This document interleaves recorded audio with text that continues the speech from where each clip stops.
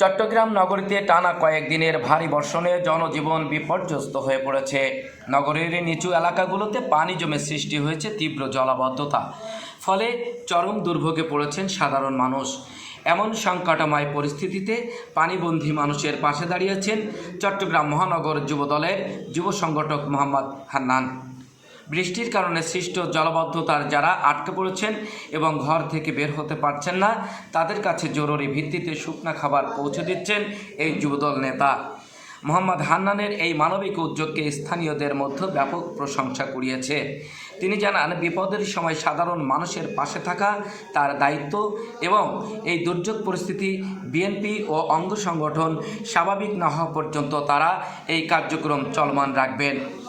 টানা বৃষ্টি ও জলাবদ্ধতার কারণে নগরীর বিভিন্ন গুরুত্বপূর্ণ সড়ক ও আবাসিক এলাকায় চলাচল প্রায় বন্ধ হয়ে গেছে।